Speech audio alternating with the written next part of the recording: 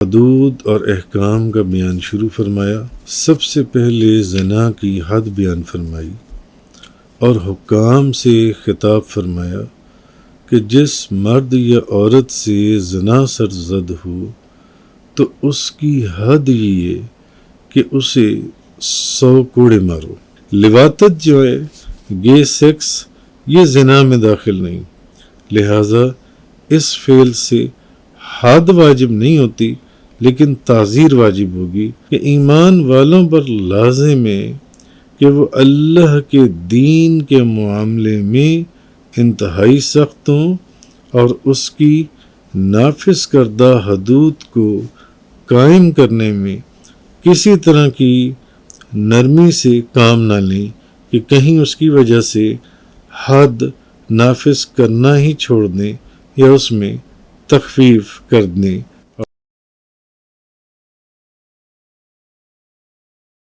الزانیۃ والزانی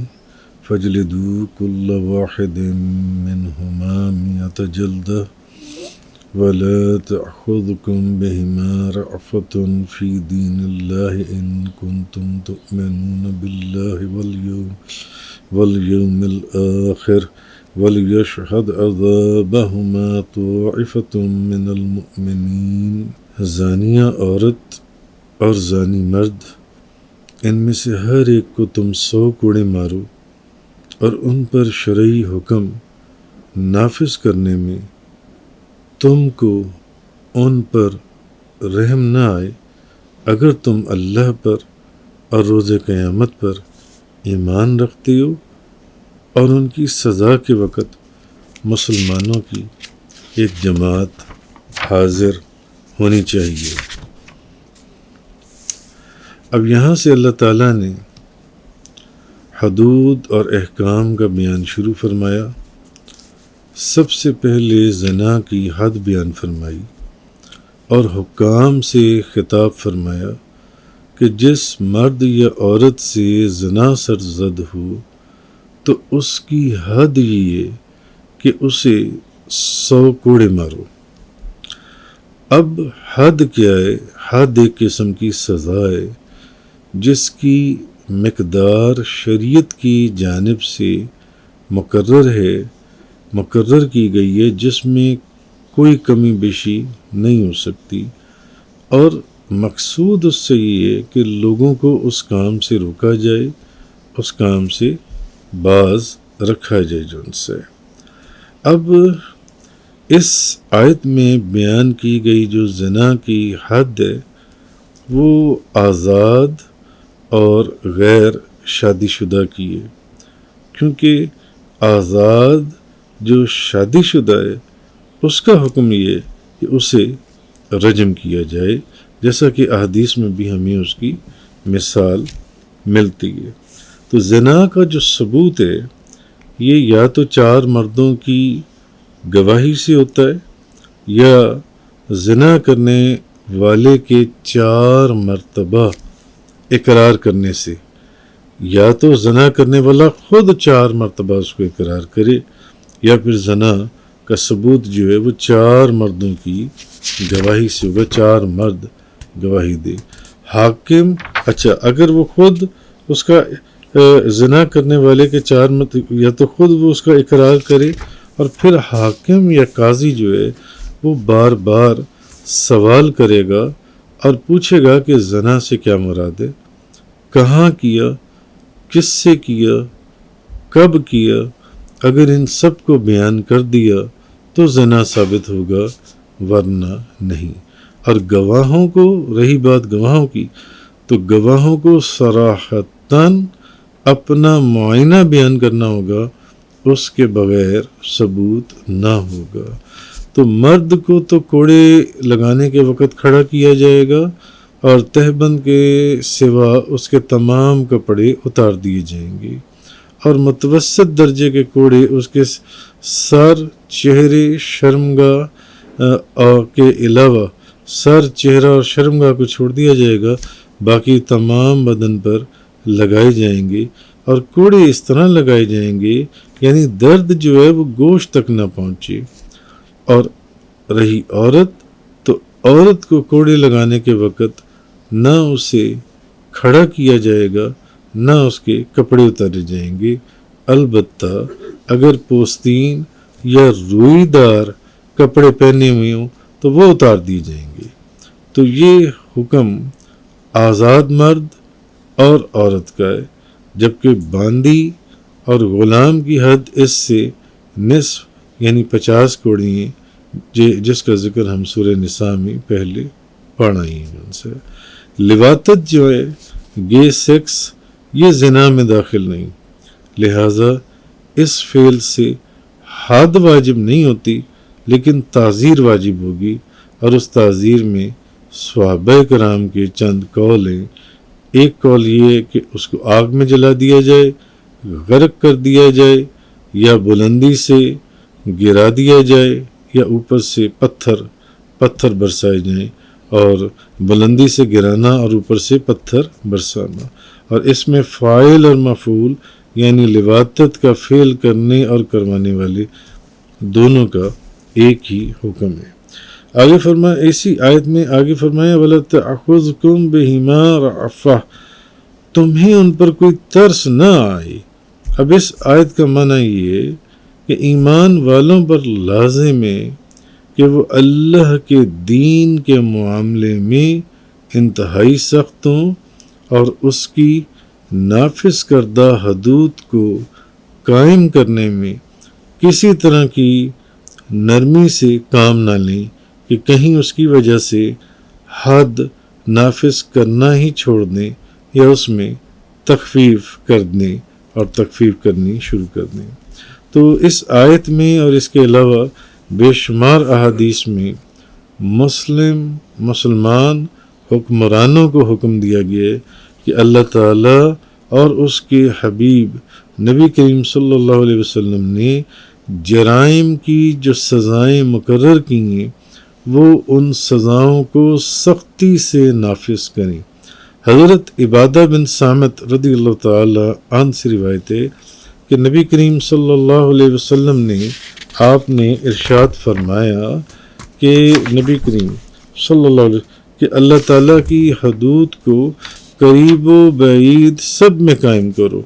اور اللہ کے حکم بجا لانے میں ملامت کرنے والے کی ملامت تمہیں نہ روکے۔ تو ام المومنین بی بی عائشہ صدیقہ طیبہ طاہرہ زاہدہ عابدہ رضی اللہ تعالی عنہا سے روایت ہے کہ نبی کریم صلی اللہ علیہ وسلم نے ارشاد فرمایا، اے حاکموں، عزت داروں کی لغزشیں معاف کر دو مگر حدود کہ ان کو معاف نہیں کر سکتے۔ اور بی بی عائشہ صدیقہ طیبہ طاہرہ بخاری شریف کی حدیث ہے رضی اللہ تعالیٰ عنہ، آپ سے روایت ہے کہ ایک مخزومیہ عورت نے چوری کی تھی جس کی وجہ سے قریش کو فکر پیدا ہو گئی کہ اس کو کس طریقے سے اس سزا سے بچایا جائے جس عورت نے چوری کی تھی۔ اب قریش چاہتے تھے کہ اس عورت کو کسی طرح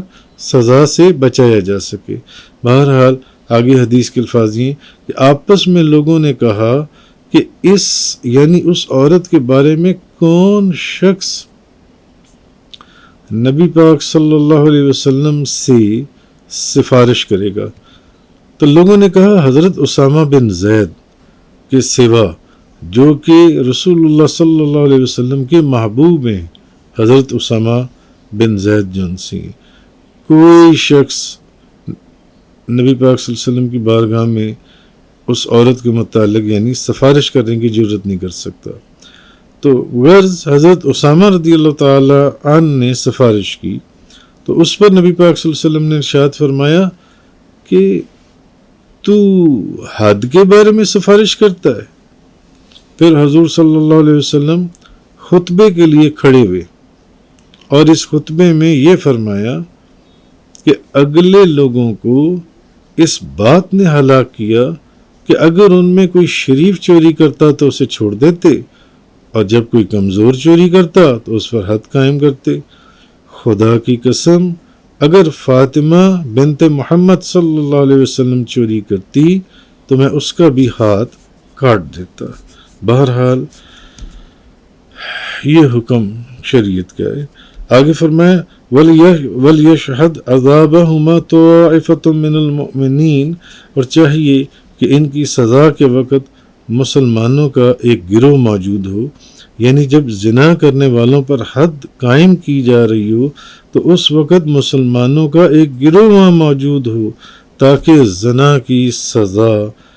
دیکھ کر سب لوگوں کو، ان لوگوں کو عبرت حاصل ہو اور وہ اس برے فعل سے باز رہیں۔ تو معلوم ہوا کہ زنا جو ہے یہ حرام اور کبیرہ گناہوں میں سے ہے۔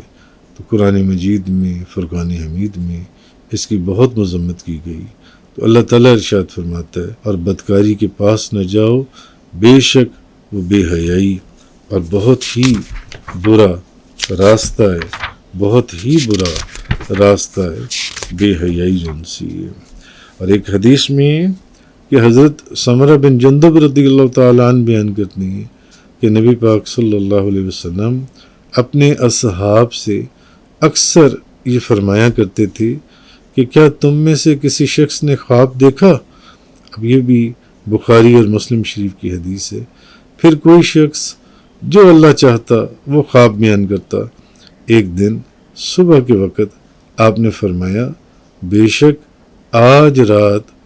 خواب میں 2 فرشتے آئے اور وہ مجھے اٹھا کر لے گئے۔ انہوں نے مجھ سے کہا آپ چلیے، میں ان کے ساتھ چلتا رہا۔ میں نے دیکھا ننگے مرد اور ننگی عورتیں ایک تندور کی مثل میں تھے، اس کا بالائی حصہ تنگ تھا اور نچلا حصہ کشادہ تھا، اور اس کے نیچے سے آگ جل رہی تھی۔ جب آگ کے شعلے بھڑکتے تو وہ لوگ اوپر اٹھ جاتے، اور جب آگ کم ہوتی تو وہ نیچے گر جاتے۔ فرشتوں نے بتایا کہ وہ زانی مرد اور زانی عورتیں تھیں۔ تو حضرت ابو ہریرہ رضی اللہ تعالیٰ عنہ بیان کرتے ہیں کہ نبی کریم صلی اللہ علیہ وسلم نے فرمایا جس نے زنا کیا یا شراب پی، اللہ اس سے ایمان کو نکال لیتا ہے جیسے انسان اپنے سر سے قمیص کو اتارتا ہے۔ اور ایک حدیث میں کہ امام طبرانی نے حضرت شریک ایک صحابی سے روایت کیا کہ نبی پاک صلی اللہ علیہ وسلم نے فرمایا کہ جو شخص زنا کرتا ہے اس سے ایمان نکل جاتا ہے، بس اگر وہ توبہ کرے تو اللہ اس کی توبہ قبول فرما لیتا ہے۔ اور حضرت ابو ہریرہ رضی اللہ تعالیٰ عنہ بیان کرتے ہیں کہ نبی پاک صلی اللہ علیہ وسلم نے فرمایا اللہ تعالیٰ قیامت کے دن بوڑھے زانی اور بوڑھی زانیہ کی طرف نہیں دیکھے گا۔ اور حضرت بریدہ رضی اللہ تعالیٰ عنہ نے کہا 7 آسمانیں اور 7 زمینیں بوڑھے زانی پر لعنت کرتی ہیں، اور زانیوں کی فروج کی بدبو سے اہل دوزخ کو بھی ایذا ہوگی، تکلیف ہوگی، اہل دوزخ کو بھی۔ حضرت ابو ذر رضی اللہ تعالیٰ عنہ حضرت ابو ذر رضی اللہ تعالیٰ عنہ بیان کرتے ہیں، اور حدیث میں الترغیب و ترہیب کے اندر ہے کہ نبی پاک صلی اللہ علیہ وسلم نے فرمایا بنی اسرائیل کے اندر ایک عابد نے 60 سال اپنے چرچ میں، اپنے گرجے میں اللہ کی عبادت کی۔ 60 سال وہ اپنے گرجے کے اندر، اس کیتھیڈرل میں، اس چرچ میں اللہ کی عبادت کرتا رہا۔ پھر بارش ہوئی، زمین سرسبز ہو گئی۔ راہب نے اپنے گرجے سے باہر جھانکا، سوچا کہ میں گرجے سے باہر نکل کر اللہ کا ذکر کروں اور زیادہ نیکی حاصل کروں۔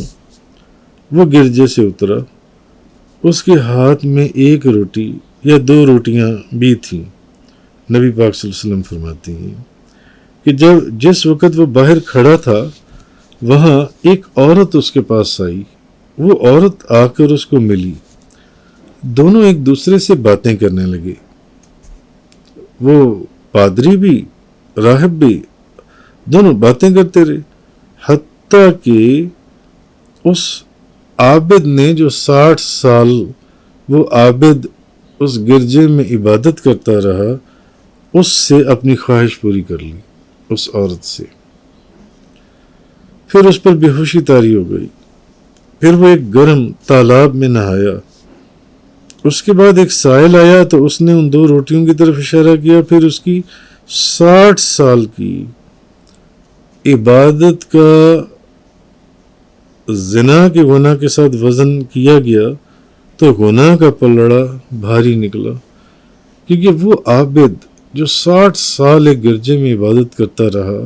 اور جب گرجے سے باہر نکل آیا تو اس نے سوچا کہ کھلی فضا میں اللہ کا ذکر کروں گا، اور پھر اس عورت سے ملا اور اس نے زنا کیا، تو عبادت کا زنا کہ اب اس کی 60 سال کی عبادت تھی، اس عبادت کا جب اس کے زنا کے گناہ کے ساتھ وزن کیا گیا تو گناہ کا پلڑا بھاری نکلا، یعنی زنا کا گناہ اتنا بڑا ہے۔ اچھا، پھر چونکہ اس نے وہ جو 2 روٹیاں تھیں وہ اس نے 2 روٹیاں ایک سائل کو بھی دے دیں، ان 2 روٹیوں کی نیکی کا جو وزن ہے جب کیا گیا تو نیکیوں کا پلڑا جن سے وہ بھاری نکلا تو اس کو بخش دیا گیا۔ پھر ان 2 روٹیوں کی نیکی کا جب وزن کیا گیا تو ان کا، اب اس حدیث میں ایک تو چیز یہ ہے کہ اللہ کی بے نیازی کا بیان ہے کہ 60 سال کی عبادت ایک زنا کے گناہ سے ضائع کر دی اس عابد کی، اور 2 روٹیوں کو صدقہ کرنے کی نیکی سے اس گناہ کو بخش دیا گیا۔ تو وہ جس گناہ پر چاہے پکڑ لیتا ہے اور جس نیکی کو چاہتا ہے نواز دیتا ہے۔ بہرحال اس کے اندر اس آیت کے اندر یہ جو فرمایا گیا، الزانیۃ والزانی فجلدوا کل واحد منہما 100 جلدہ، زانی عورت اور زانی مرد ان میں سے ہر ایک کو تم 100 کوڑے مارو، وَلَا تَأْخُذْكُمْ بِهِمَا رَأْفَةٌ فِي دِينِ اللَّهِ إِن كُنتُمْ تُؤْمِنُونَ بِاللَّهِ وَالْيَوْمِ الْآخِرِ، اور ان پر شرعی حکم نافذ کرنے میں تم کو ان پر رحم نہ آئے اگر تم اللہ پر اور روز قیامت پر ایمان رکھتے ہو۔ وَلْيَشْهَدْ عَذَابَهُمَا طَائِفَةٌ مِّنَ الْمُؤْمِنِينَ، اور ان کی سزا کے وقت مسلمانوں کی ایک جماعت حاضر ہونی چاہیے۔ وآخر دعوانا ان الحمد للہ رب العالمین۔ تفسیر قرآن کا یہ لیکچر انگلش میں سننے کے لیے براہ کرم ڈسکرپشن میں موجود لنک پر کلک کریں۔